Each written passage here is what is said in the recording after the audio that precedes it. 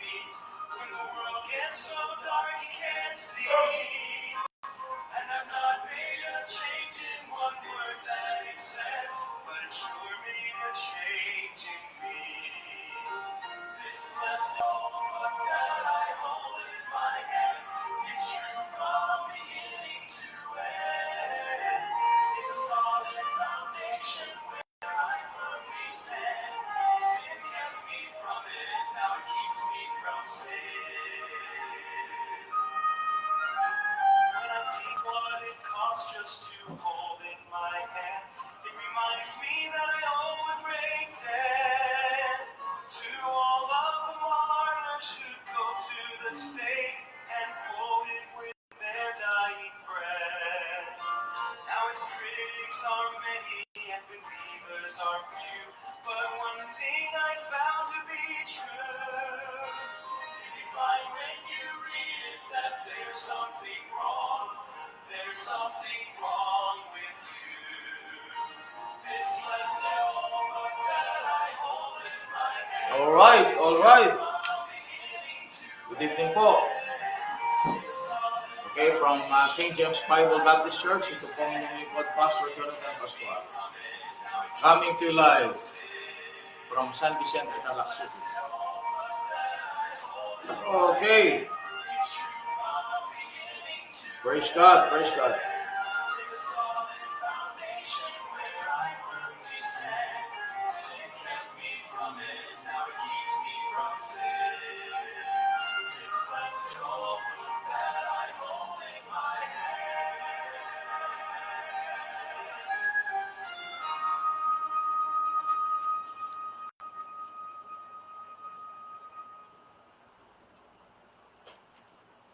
Okay, so magandang araw po sa inyong lahat. Muli po, ang inyong pong lingkod, Pastor Jonathan Pascual, coming to live from King James Bible Baptist Church. So, sana po ay maging blessing po ang ating Bible study ngayong gabi. And we're going to talk about a doctrine in the Bible, the doctrine of adoption, which has connection to the rapture of the saints, no? So our theme is our heavenly adoption completed at the rapture. Okay? So dito po sa Real KGP believers, we're always using and believing one book. And that one book is the King James Bible. Okay? So bago po tayo magpatuloy, at tayo po ay humingi sa Diyos ng awa, ng biyaya, ng tulong, at tayo po ay manalangin. Mag-pray po tayo. Okay? So, sino may hawak sa inyo? Okay, sige, Brad. Brother L.A. Sia. Sige po, tayo po ay sumaglit sa panalangin. Padakin ng Diyos, Ama na makapangyarihan sa lahat. Lord God, salamat po sa oras po nito na ipinagkalog niyo po sa amin. Salamat po, Panginoon, sa inyong pagpapala, sa inyong pag-iingat, at sa inyong pambiyaya sa bawat isa. At salamat po, Panginoon, sa inyong kaligtasan po sa amin. At ganoon din po, Panginoon, sa pagkakataon mo rin na kami po ay makapag-aral po ng inyong salita. Yes. Salamat po, Panginoon, sa pagkakataon po ito, Panginoon, na ibinigay niyo po sa bawat isa. At salamat din po, Panginoon, sa aming tagapagturo, Pastor Jonathan Pascual. Yes. Patuloy, Panginoon, ay po magawad ng sapat na kalakasan at talino, Panginoon, sa Kanya. Ang sa gayon, Panginoon, ay may paliwanag at may pahayag po, Panginoon, kung ano po ang tama, Panginoon, na naayon po sa inyo po mga salita.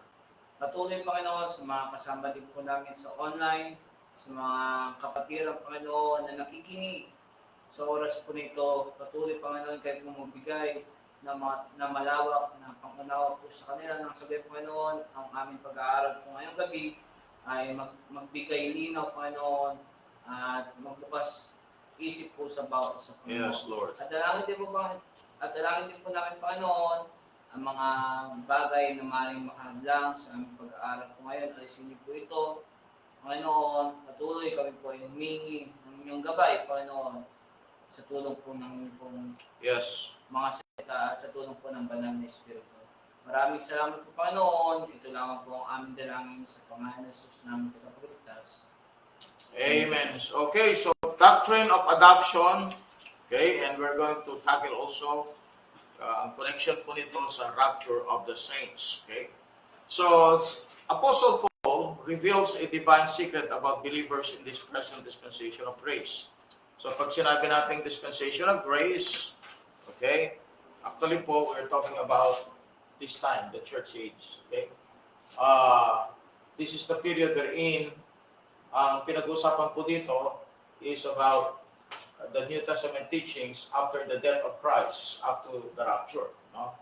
Ito yung sinasabi nating church age. So Paul is the main speaker in the church age. Okay, so ang adoption ay nanggaling sa turo ni Paul. Okay, so in this present age, alright, ito yung present age natin, ito yung panahon natin, the church age. Many are confused with salvation or regeneration, as well as adoption. The Bible teaches that adoption is the believer's placement as a full-grown son with an inheritance in Christ. Paul connects this glorious truth to the rapture, when our adoption will be completed in full. Amen? So, may connection yung adoption sa rapture. Okay? Yan, may connection yan. So, we're going to discuss that later on.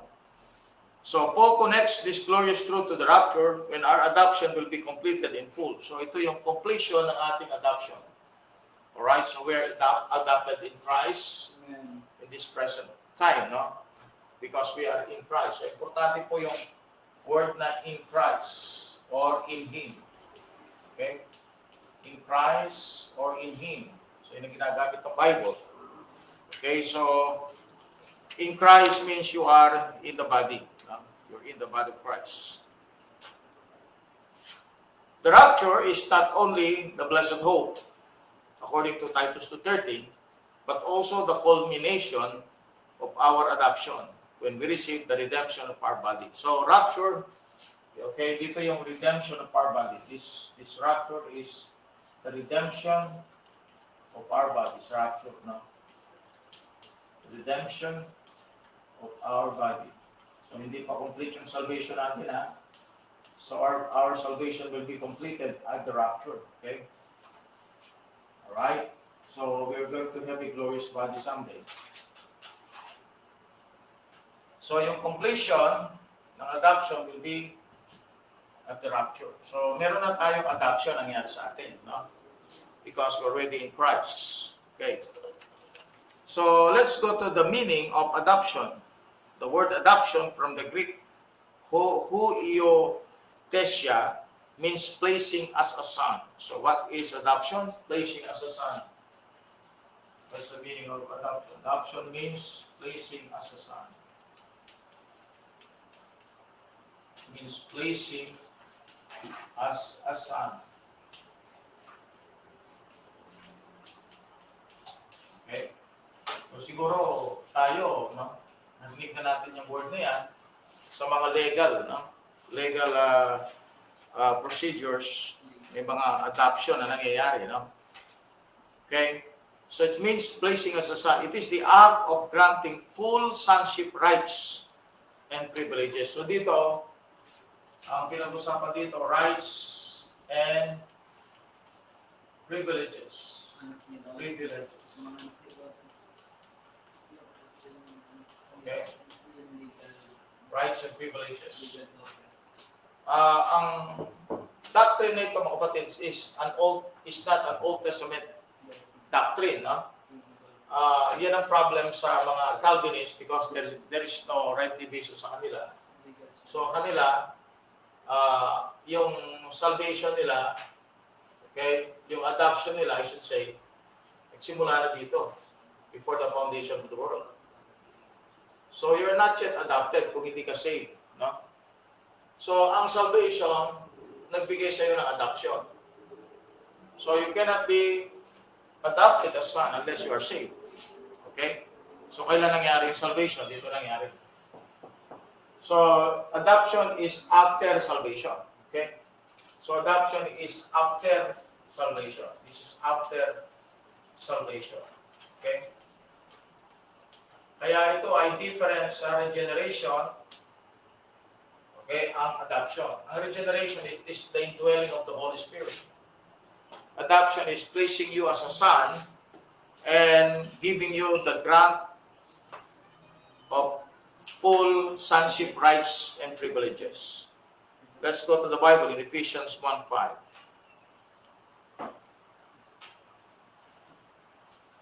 So, having predestinated us unto the adoption of children by Jesus Christ to Himself, according to the good pleasure of His will.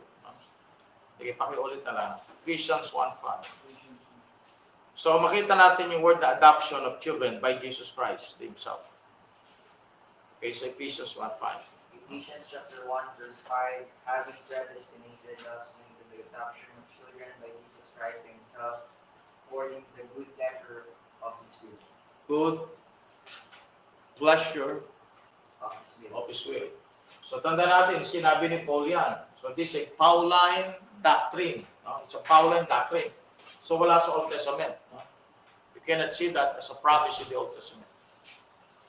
Okay, ito ay New Testament promise.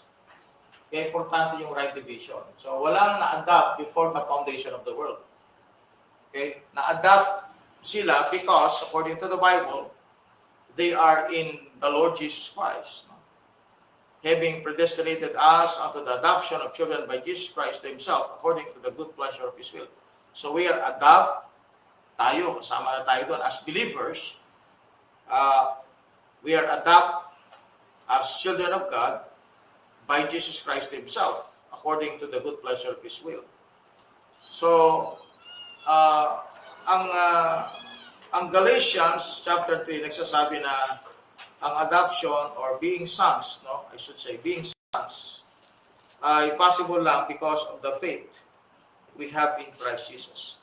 In Galatians 3:26, for we are all the children of God by faith in Christ Jesus. So, tanda natin wala pang in Christ Jesus dito sa panahon ng Old Testament.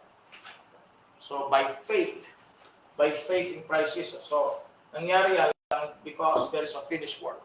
Okay? Kaya importante po yung death, burial, resurrection ni Christ sapagkat po yun ang naging dahilan para po ang isang believer, okay, will be in Christ. Alright? Will be a believer. Alright? So, nag-believe siya doon sa finished work of Christ. Believe. So, ano nangyari sa kanya? He was placed in the body. Okay? Now, since he is in the body, alright, ito yung salvation natin, mga kapatid, na-save tayo. Ang ibig sabihin nito, we have the Holy Spirit. We have the indwelling Holy Spirit. We are in Christ. And because of that, nagkaroon ng adoption. Okay? Adoption. Ephesians 1:5, having predestinated us unto the adoption of children by Jesus Christ Himself, according to the good pleasure of His will. So, by Jesus Christ Himself. Body. Okay? Okay. Now, so this does not refer to becoming a child of God by birth. That happens through regeneration. John 1, verse 12 to 13. So, yung regeneration, kapatid, naging anak tayo ng Panginoon. Okay? Through regeneration, we become the children of God. Okay? Yung adoption, it talks about a legal standing. No?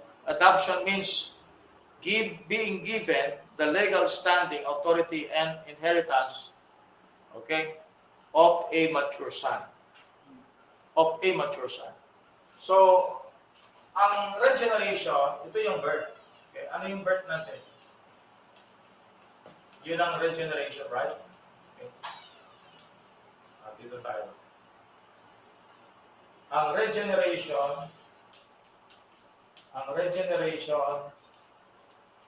is a birth. Okay? Ang adoption, binigyan tayo ng legal, alright? Legal rights. They have given the legal rights or legal standing, authority, and inheritance. Legal standing, authority, and inheritance as a mature son. Mature son, mature. It's a mature son. Okay? So, let's see the difference. Ang salvation, Okay? Is that ang salvation po kasi, according to Ephesians 1:13, ito yung pag-dwell ng Holy Spirit. No? Ang regeneration, ito yung ang birth naman. No? Naging anak tayo ng Diyos. Kaya tayo yung tinawag na sons of God. Okay? Sons of God. Sons of God. Okay? Ang adoption is placing us as a son, okay, with legal standing as a mature son, with rights and privileges. So ang adoption pala, okay, is connected with rights and privileges. Ang salvation, to sinecure tayo na we're going to heaven. Okay, sinecure tayo, we're going to heaven at salvation. So nandito na yung justification, andito na yung sanctification natin when we got saved, no? Separated or set apart. Yun ang salvation natin, no? And after salvation, okay, karoon tayo ng ngayon? Karoon tayo ng rights and privileges as a mature son. Yun yung adoption. Okay? Ang regeneration natin, ito yung birth natin. Spiritual birth. Okay? Alright? Kaya nga meron tayong John 1, verse 12 and 13. No? After we receive Christ, tayo na born again. No? Yan ang regeneration. Adoption is different because that talks about granting a sonship rights and privileges. Okay? So, regeneration is our new life in Christ. Adoption is our new position in Christ. Glorification is our new body in Christ.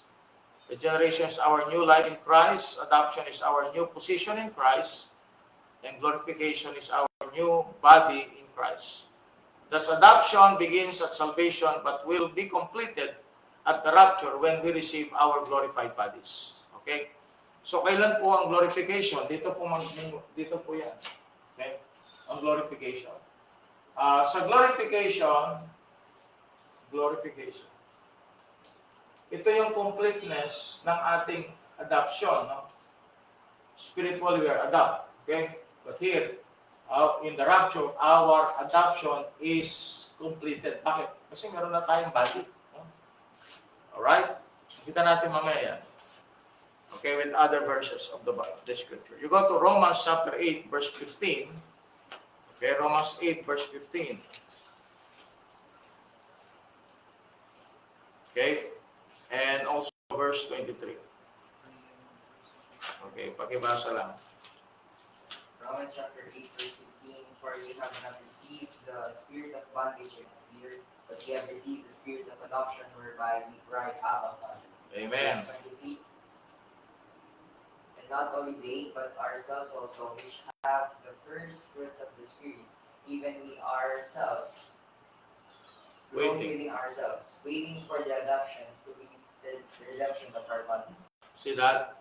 Okay, so yung glorification that will complete our adoption. Okay? So yung position, as atin na, we are in the position, but yung completeness ng adoption will be in the rapture. Okay? Tanda natin, okay? Ito ay may connection sa Holy Spirit. Yung adoption, may connection sa Holy Spirit. Parang yung ano din yan, parang yung salvation, may connection sa Holy Spirit. Yung regeneration, may connection din sa Holy Spirit. Sabi ng Bible, for as many as are led by the Spirit of God, they are the sons of God.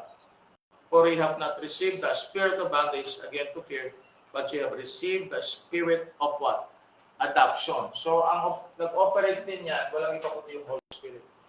The Holy Spirit's, in our salvation, siya yung nag-seal, no? According to Ephesians 1:13. Sa regeneration, siya yung nag-join sa ating spirit. John chapter 3, verse 3 to 5. Okay? Sa adoption, siyang nag-place sa atin. This is a position. A legal standing. Okay? A legal standing. Okay, so importante ang Holy Spirit. Kaya nga, ang isang taong walang Holy Spirit, wala talaga sa kanya ang kaligtasan. Ha? Ang Holy Spirit din ang naglagay sa atin sa body. See? Okay? So everything trabaho ng Holy Spirit. Kasi nga, Jesus Christ went already in heaven. And then He left. Okay? He sent, I should say, the Comforter, and that's the Holy Spirit, according to John chapter 14. You go to the book of John, check muna natin itong mga verses nito. John chapter 14. Okay? And then we go to John chapter 7. John chapter 14. Lay down muna yung foundation natin. Okay? John 14. Alright. You go to verse number 16. 14, 16. John chapter 14, verse 16 And 17. and Sige. 17. And I will pray the Father, and He shall give you another Comforter that He may abide with you forever. There you go. 17. Even the Spirit of truth, whom the world cannot receive, because it seen Him not. Neither knoweth Him, but ye know Him. For He dwelleth with you, and shall be in you. Amen. Shall be in you. See that? Okay. So, makita ninyo yung sequence. Kailangan mo nang umakyat ang Panginoong Jesucristo bago niya ipadala yung Holy Spirit. Kaya nga, sabi ng John chapter 7, okay? John chapter 7. Alright? So, tingnan ninyo John chapter 7. Verse numbers, John 7. Okay, verse number 39. Okay, basa ng brad. John chapter 7, verse 39. But this spake He of the Spirit, which they have that believe on Him Should receive. For the Holy Ghost was not yet given, because of Jesus, that Jesus was not yet glorified. Okay, so very clear, na? So itong spiritual blessing nito, okay, ay mangyayari lang, according sa Bible, no? After the ascension of Christ. Okay? So yung resurrection nangyari, and then ascension, and then the Holy Spirit came, siya yung nag-minister, siya yung nag-work, siya yung nagtrabaho sa panahon ng church age. Okay? Kaya ito, Old Testament, walang promise niyan because mangyayari lamang yan in Christ, adoption, regeneration, at yung indwelling of the Holy Spirit, okay? After the resurrection of Christ and after His ascension. Kaya nga walang Old Testament promise na ganyan. Walang taong nakikristo sa Old Testament. So, ibig sabihin, kung sila'y wala kay Christ, Old Testament, they are not part of this spiritual blessing, the adoption. Okay? Now, iba yung program ng Old Testament sa program ng New Testament. You have to understand that, okay? Now, let's see, i-compare natin ngayon yung Israel's earthly adoption versus the church's heavenly adoption. Okay? So, ang Israel, meron din siyang adoption. It's an earthly program. Okay? Nangyari yan sa Old Testament. So, earthly program. Yung earthly program, okay, para sa Israel. Earthly program para sa Israel. Okay? Israel. So, they're also adopted. Okay? May adoption din nangyari sa kanila. Romans 9:4. Romans 9:4. Okay, check natin po yung mga Bible natin. Romans 9:4. Sige, bro. Romans 9:4. Okay, ako na lang magbabasa. Romans chapter 9, verse 4. Who are Israelites, to whom pertaineth the adoption, the glory and the covenants, and the giving of the law, and the service of God, and the promises. Okay, you see the word adoption there? Kanino nakakonect yun? Sa Israel. Alright? So, Israel's adoption was national and earthly. God called Israel His firstborn son according to Exodus 4:22. Pakibasa.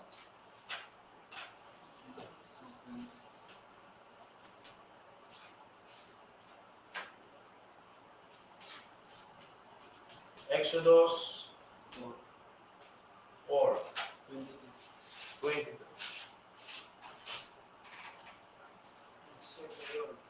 Exodus chapter 4, verse 22. And thou shalt say unto Pharaoh, thus saith the Lord, Israel is my son, even my firstborn. Alright. So Israel's adoption was national and earthly. God called Israel His firstborn son, Exodus 4:22. No? Destined to rule on earth under the Messiah in the millennial kingdom. Okay? Ito yun, no? So sa millennial kingdom, kung saan nagre-reign ang Panginoon, ito yung earthly program ng Panginoon Diyos. Earthly program. Kaya inadapt ng Diyos ang Israel, adoption of Israel. Kaya inadapt ng Diyos ang Israel as son. No? Ang purpose niya para dito sa millennial reign of Christ. Kaya may adoption nangyari dito. It's an earthly program. Pero yung adoption nangyari dito, it's a heavenly program. No? This is heavenly, not earthly. Kaya nga, saan ba gagamitin yung adoption na yan? Okay? Una, in this time, no? Spiritual work, plus sa glorification, going to heaven. Okay? So, the body of Christ, adoption, is a heavenly program. It's a heavenly program. No? So, yan ang pagkakaiba ng Israel's program. Heavenly program. Tulad ng sinabi ko po, walang in Christ sa panahon ng Old Testament. Pagkat ang program dito is an earthly program given to Israel. Pag pinag-usapan ng adoption. Kaya Ephesians 1:5 says that predestinated us unto the adoption of children by Jesus Christ Himself. See? By Jesus Christ Himself. So unlike Israel's future earthly inheritance, we have a heavenly inheritance. Ephesians 1:11. Pakibasa lang natin. Ephesians 1:11. And Colossians 1:5. Okay lang audio natin. Kapatid. Sine-check mo. Ephesians chapter 1, verse 11, in whom also we have obtained an inheritance, being predestinated according to the purpose of Him who worketh all things after the counsel of His own will. Yan. Heavenly inheritance. No? Ito earthly program. Earthly program. Yung sa atin, heavenly inheritance. Okay? So, ang connection ng ating adoption is heavenly. While ang connection ng adoption ng Israel is earthly. Okay?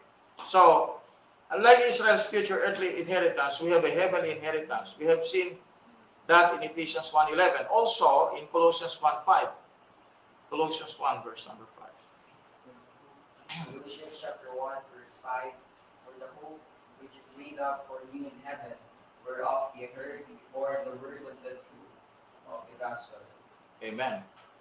So our adoption pertains to our position in heaven and will be manifested at the rapture. So ngayon, bilang adopted sons, no? We have already has a position in heaven. No? So hindi na tayo alien, hindi na tayo stranger.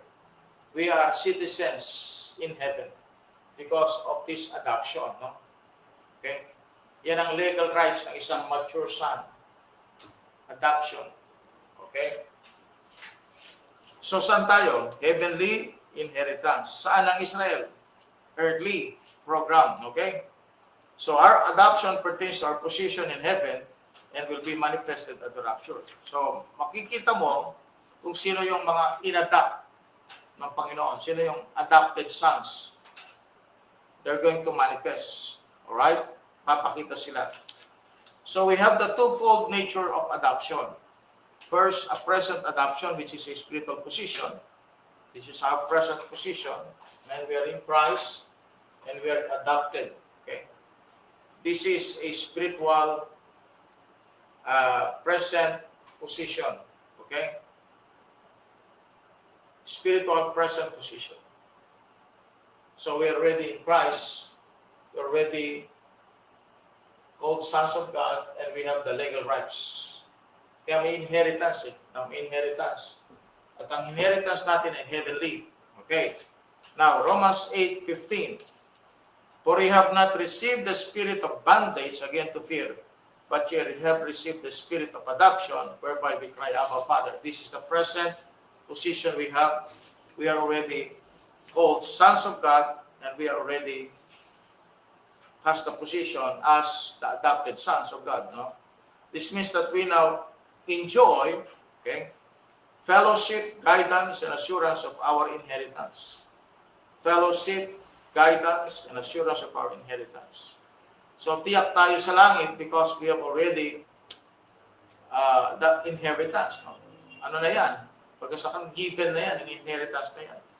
So ang hinihintay na lang dyan, death o kaya rapture. So you see your inheritance in heaven.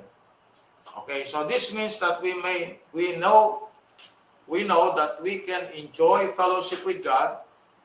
We can have our God to guide us and have the assurance in the future of our inheritance. 1 Peter chapter 1, okay, verse number 4 will tell us more about this inheritance. Okay, 1 Peter 1:4. 1 Peter chapter 1, verse 4, but inheritance incorruptible and undefiled, and that fadeth not away, reserved in heaven for you. Okay, so pag sinabing inheritance, meron din tayong dalawang klaseng inheritance. Meron tayong earthly inheritance. Meron tayong heavenly inheritance. In the adoption, we have a heavenly inheritance. Okay? Sa second coming natin, kasama ng Panginoong Jesucristo, I should say, the second coming of Christ, kasama tayo ng Panginoon, we can now enjoy our earthly inheritance. Okay? So, para sa ngayon, ang meron tayo ay heavenly inheritance. Okay? The future adoption, the present adoption is spiritual position. The future adoption is physical manifestation. Okay? Physical manifestation. Kaya sa rapture. Okay? Romans 8:23. Tignan niyo mabuti So, tignan niyo yung correction nito. Even we ourselves groan within ourselves, waiting for the adoption, to wit the redemption of our body. No? So we have a spiritual position. Okay? Alright? We have heavenly inheritance. That's a spiritual position. But our manifestation as sons of God will appear at the rapture. Okay? Sabi niya sa Romans chapter 8. Tingnan niyo. Romans chapter 8. Look at Romans chapter 8, verse number 19. For the earnest expectation of the creature waited for the manifestation of what? The sons of God. See? So yung adoption natin, okay, positionally, spiritually, we're already in Christ. We have an heavenly inheritance. No? Adoption na tayo, nagkaroon ng adoption na. Pero yung completion ng adoption is in the rapture. Okay? Because that is where will be manifested. No? Sino tayo pagdating ng panahon? We'll be like the Lord Jesus Christ. No? I could say na dahil anak tayo ng Diyos, sons of God tayo, i-connect ninyo yan sa mga angels. Sa book of Job, chapter 38. No? Kung saan the angels were called sons of God. No? Genesis 6, the angels were called sons of God. At kung tayo tinawag ng Diyos na sons of God, yung manifestation natin sa future, yung glorified body natin will be like the Lord Jesus Christ. It will be fashioned like the Lord Jesus Christ. So tayo bilang sons of God ngayon, spiritually, amen? Sons of God tayo. Pero pag nag-manifest tayo, it's a complete parang spiritual ngayon So meron ng body, it completes. Alright? What we are. And sino ba tayo as sons of God? We shall be as angels. Amen? Yun ang manifestation, yun ang connection ng adoption. Okay. So this future event is when our mortal bodies will be changed to immortal ones and our adoption will be fully realized at the rapture. Adoption and the rapture of the saints, the connection. No? Let's see 1 Thessalonians 4, verse 16 to 17, Arjun. Okay.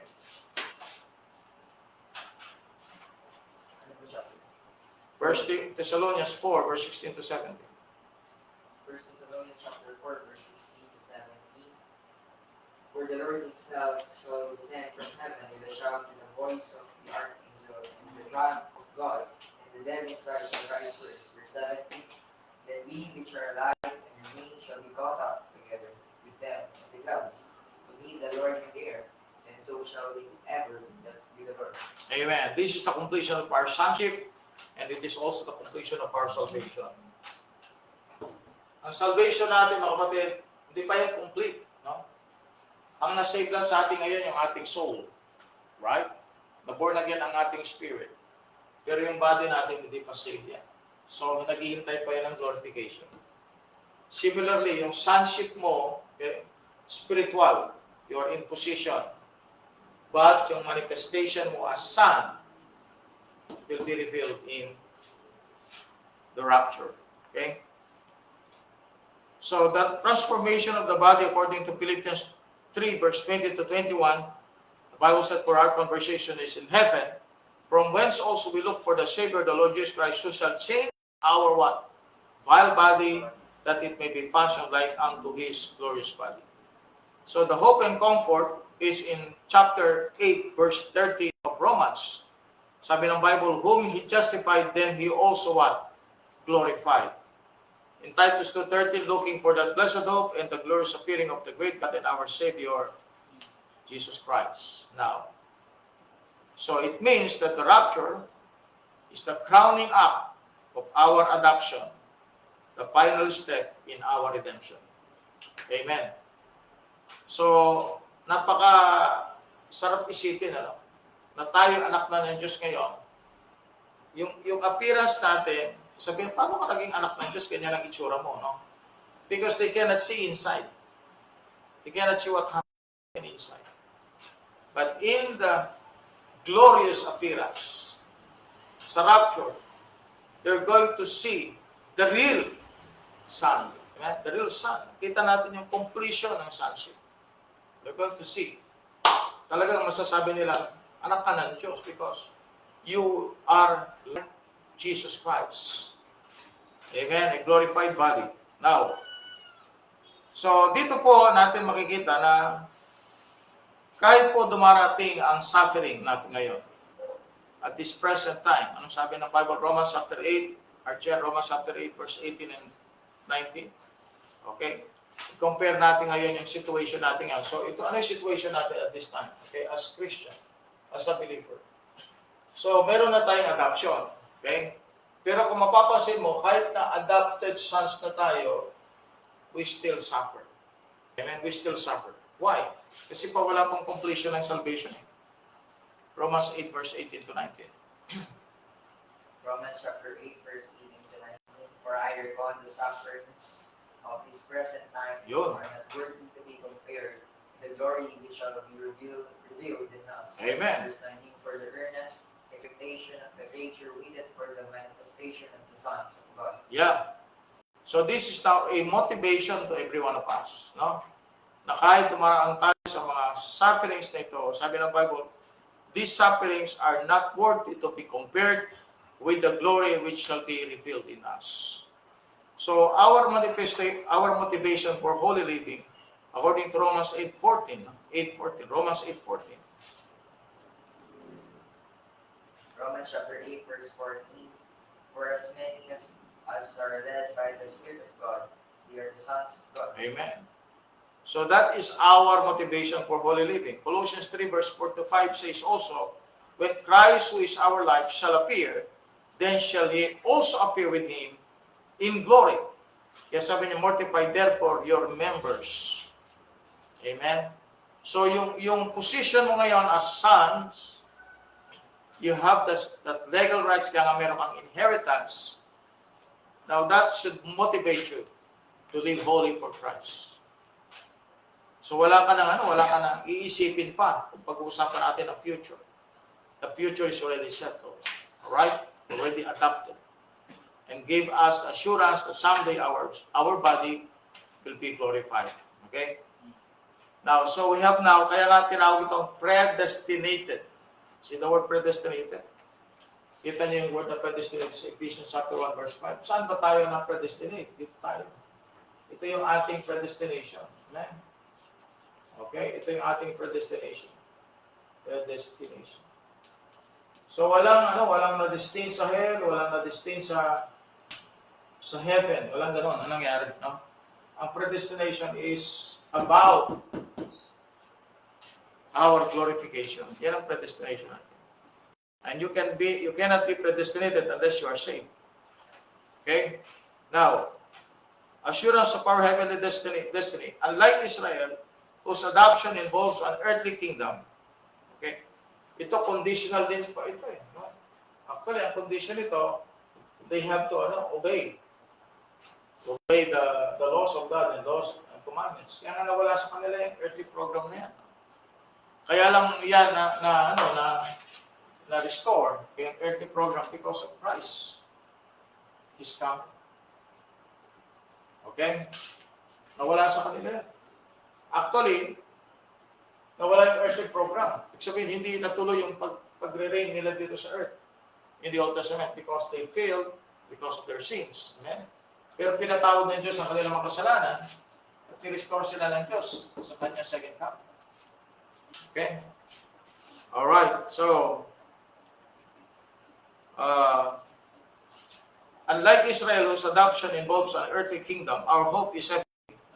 We look up not to Zion on earth, but to Zion above, our earthly home, our eternal home. Kaya nga, anong connection natin? Heaven. Amen? Ang connection ng earth, ng Israel, earth. See? Kaya nga, this is also true pag pinag-usapan natin ng tatlong lugar sa kabilang buhay, ay sa eternity, I should say. New heaven, alright? New earth. Ano yung pangatlo? New Jerusalem. Ito yung heavenly kingdom. Ito yung heavenly kingdom. Ito yung Mount Zion. Dito tayo nakakonect, no? Yung body of Christ. Dito siya nakakonect. Sa eternity.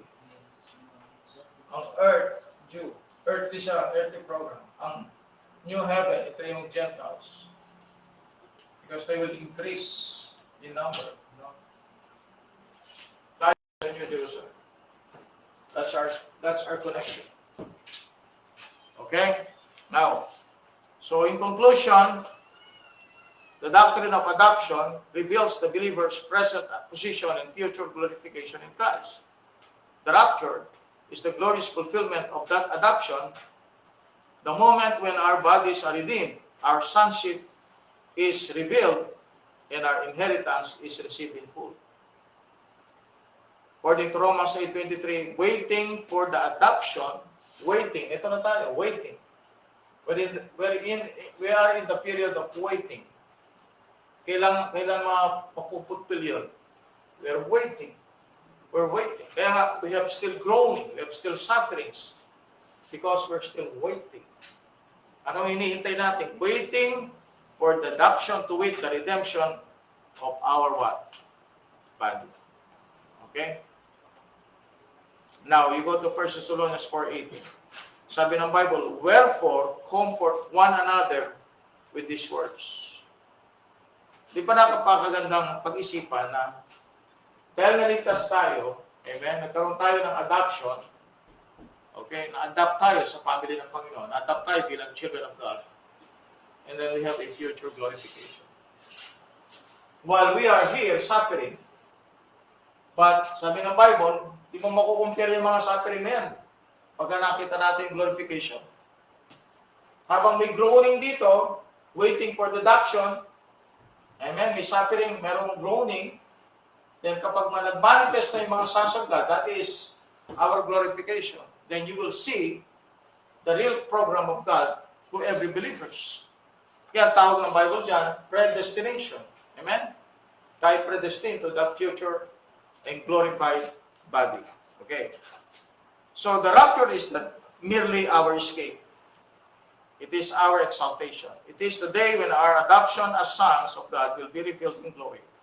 Until then, we live as sons by faith, waiting for the shout that completes our redemption. Amen. Hinihintay na lang natin yung tunog ng trompeta. Amen. So we are adopted sons, and you will see your glorified body, and you will manifest sa mundong ito, and they shall see us as the real sons of God. Now, ngayon, ang masasabi natin, napakahirap talaga ma-identify, no? Kung sino talaga yung talagang anak ng Diyos. Mahirap ma-identify. No? We can have the word, I believe, siya ligtas. I believe na siya Kristiyano. But hindi natin mawawa 100% yan kung sino talaga mga saved. No? Meron lang tayo nakikitang mga ginagawa ng mga Christian. And some of the Christians are backslidden. No? Hindi nga na natin malalaman talaga perfectly and 100%. Pero in the rapture, yun talagang adopted sons, marireveal sila. Amen? Kaya nga importante pong ma-sure natin ang salvation natin. Matiyak natin ang ating kaligtasan. Okay? So yun po ang ating pag-aaral, study about the doctrine of adoption and the rapture of the saints. Okay? Alright, so tayo po ay mag-pray na. Brother Arjen, close in prayer.